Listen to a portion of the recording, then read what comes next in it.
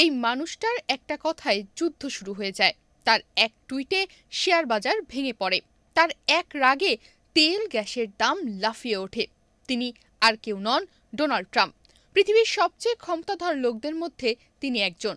White হাউসের অফিসে বসে তিনি যখন আদেশ দেন, সে আদেশ শুধু আমেরিকা মেনে চলে না, পৃথিবীর অন্য দেশেরও রাতের ঘুম উড়ে যায়। কিন্তু এবার সেই ট্রাম্পের এক সিদ্ধান্তের জন্য এক রাজ্যের কেউ কিছু জানার আগেই সেই রাজ্যের রাস্তায় নেমে গেছে সেনা। এমনকি সেই রাজ্যের বিক্ষোভ থামাতে লোকজনের ওপর অস্ত্র ধরে দাঁড়িয়ে গেল ন্যাশনাল গার্ড। তখনই হঠাৎ এক লোক সামনে এসে দাঁড়ায়। সে বলে, এই সিদ্ধান্ত বেআইনি, আমি মামলা করব। একথা শুনে সবাই থ হয়ে যায়। কার এত সাহস প্রেসিডেন্টের বিরুদ্ধে মামলা করবে? তিনি আর কেউ নন, তিনি ক্যালিফোর্নিয়ার গভর্নর গ্যাভিন নিউসাম। এই ঘটনার পর ট্রাম্পের চোখে চোখ রেখে তিনি বলেন, আপনি যা করেছেন সেটা আমরা মানি না। 6 জুন শুক্রবার লস অ্যাঞ্জেলস শহর যেন হঠাৎ আগুনে জ্বলে উঠল।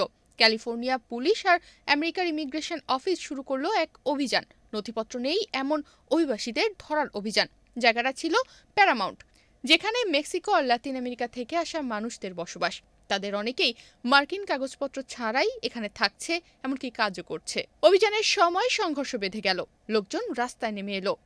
তারা বলল, আমাদের ঘরবাড়ি ছেড়ে দিও না, এই দেশ আমাদেরও। এমন স্লোগানে মুখর হয়ে উঠল পুরো শহর। সময়ের সাথে সাথে পরিস্থিতি আরও খারাপ হতে থাকে।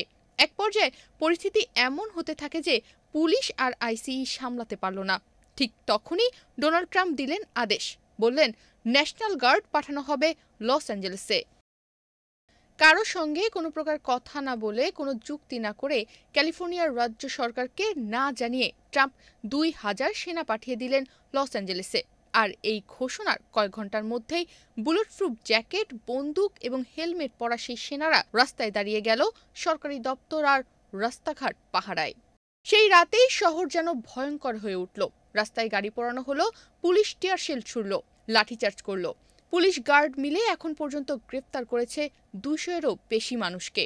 তবে তাতেও বিক্ষোভ থামেনি। ঠিক তখনই সামনে এলেন ক্যালিফোর্নিয়ার গভর্নর গ্যাভিন নিউসাম। একটা টিভি সাক্ষাৎকারে তিনি বললেন, ট্রাম্প যেটা করেছেন সেটা পুরোপুরি বেআইনি। আমার রাজ্যে সেনা নামানোর আগে তিনি আমাদের সঙ্গে কোনো আলোচনা করেননি। আমি এখন তার বিরুদ্ধে মামলা করার প্রস্তুতি নিচ্ছি। এই ঘোষণার পরই পুরো আমেরিকা থমকে গেল। ট্রাম্পের বিরুদ্ধে মামলা? কার এমন সাহস?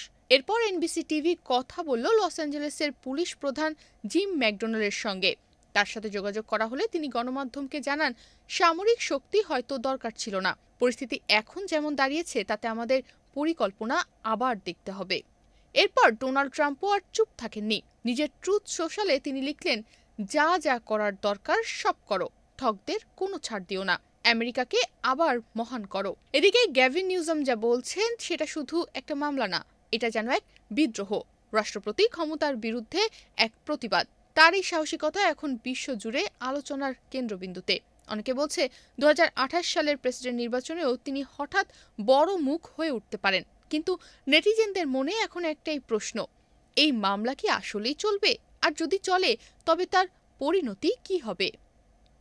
তনিমা রহমান, বাংলাদেশ প্রতিদিন।